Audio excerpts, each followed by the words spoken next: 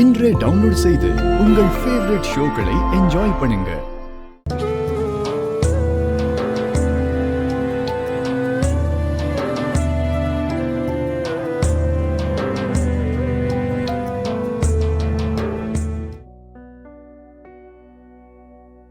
சாரதா,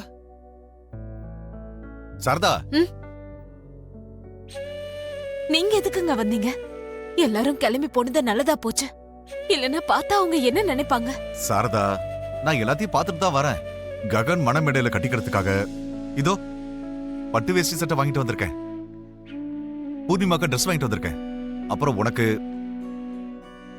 இதோ உனக்கு ஸ்பெஷலா பட்டுப்புடவை வாங்கிட்டு வந்திருக்கேன். சாரதா, இது எல்லாத்தையும் நான் தான் கொடுத்தேன்னு சொல்லாத. பசங்க போட்டுக்க மாட்டாங்க, நீ தான் வாங்கணும்னு சொல்லு. கல்யாணத்துல பசங்க நான் வாங்கி கொடுத்தத போட்டா ஒரு தகப்பனா அதை விட வேற என்ன சந்தோஷம் எனக்கு இருக்க போகுது. அப்புறம் நம்ம சார்பா கொடுக்கறதுக்கு தாலி கூட வாங்கிட்டு வந்திருக்க. சாரதா, வேண்டாங்க, இது எதுவும் வேண்டாம். இதை எடுத்துட்டு போயிடுங்க. நீ இப்படி சொல்லுன்னு எனக்கு தெரியும். சாரதா, இது வரைக்கும் நான் உன்னை எதுவும் கேட்டதில்ல. இந்த ஒரே ஒரு முறை என் ஆசையை நிறைவேற்றேன் ப்ளீஸ். நீங்க இவ்வளவு தூரம் கேட்கும் போது என்னால முடியாதுன்னு சொல்ல முடியல. அதே மாதிரி எனக்கும் ஒரு ஆசை இருக்கு. நீங்க அதை நிறைவேற்றணும். இப்பவே நிறைவேற்றுறேன் சாரதா. அது என்னன்னு சொல்லு. ஒரு நிமிஷம், நான் இப்பவே வரேன்.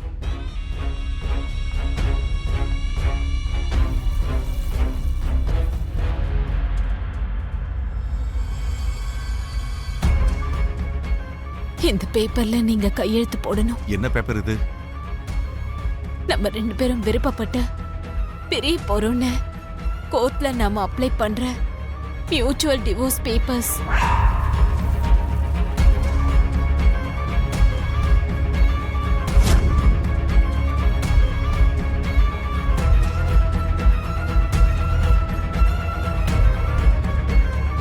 சாரதா, நம்ம ரெண்டு பேரும் பிரியறதா? நாம எப்ப சேர்ந்திருந்தோம் இப்ப பிரியறதுக்கு? நம்ம சட்டப்படி கூட பிரிஞ்சிடணுங்க. நான் முன்னாடியே சொன்னல, நம்ம பிரிஞ்சாதான் நடக்க இருக்க கல்யாணத்துல அவங்க உங்களுக்கு கிடைக்க வேண்டிய மரியாதை கிடைக்கும்னு. இதுல கழுத்து போடுங்க. அப்பதான் பசங்க இந்த ட்ரெஸ்ஸ போட்டுக்கிட்டு கல்யாணத்துக்கு வருவாங்க. ஒரு புருஷனா நீங்க கொடுக்கிற கடைசி கிஃப்ட்ங்கிறதால இத நானும் ரொம்பவே ஜாக்கிரதையா எடுத்து வச்சுப்பேன். இதுல கையெழுத்து போடுங்க. அது சாரதா, அந்த வீட்ல என்ன ஒரு நாயை விட கேவலமா நடத்தினாலும் நான் ஏன் இன்னும் கல்லு மாதிரி இருக்கேன் தெரியுமா? என் புள்ள ககன், என் பொண்ணு பூர்ணிமா என்னைக்காவது ஒரு நாள் என்ன புரிஞ்சுப்பாங்கன்ற ஆசையில இருக்கேன். சாரதா, என்கிட்ட இந்த பேப்பர்ஸை கொடுத்து நீ என்ன கையெழுத்து போட சொல்ற. நான் கையெழுத்து போடுறேன். ஆனா இப்படி இல்ல, டைரக்டா நீ என்ன செத்து போயிடுங்கன்னு சொல்லு. எப்ப நீ அந்த வார்த்தையை சொல்றியோ அப்ப நான் கையெழுத்து போட்டு செத்து போயிடுறேன். நான் செத்து போனதுக்கு அப்புறமா உன் நெத்தியில போட்டு இருக்காத. நான் எப்படி இல்லாம போயிடுவேன். உனக்கு எந்த பிரச்சனையும் இருக்காது.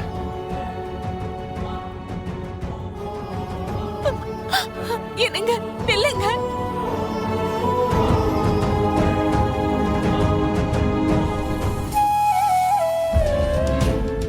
வாங்கிக்கோங்க மேடம். இது நான் உங்களுக்கு கொடுக்கிற மரியாதைன்னு நினைச்சுக்கோங்க. என்ன, என் பொண்ணுக்கே பணம் கொடுக்கற அளவுக்கு பெரிய ஆள் ஆயிட்டியா? சித்தி, தேவையில்லாம எதுக்கு நீ கோவப்படுற? பணம் கொடுக்கறா, அதோட மரியாதைன்னு வேற சொல்றா. பணத்தையும் மரியாதையையும் எப்பவுமே நம்ம மதிக்கணும்ல சித்தி. ஓஹோ. ம்.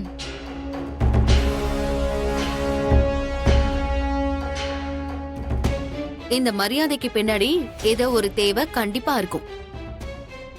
அப்படிதானே சாதனா? ஆஹா, நீங்க பயங்கர ஷார்ப் மேடம்.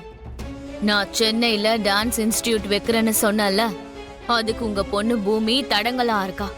அந்த பூமி நேத்து ராத்திரி என்ன அந்த ஃபங்க்ஷன்ல எல்லார் முன்னாடியும் அவமானப்படுத்திட்டா.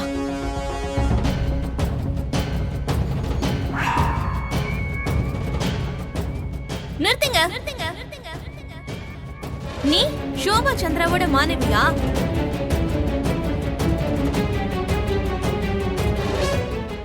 சாதனை மாதிரி ஆளுங்க பேசுறதையும் நடிக்கிறதையும் நம்பி நீங்க யாரும் ஏமாந்துறாதீங்க.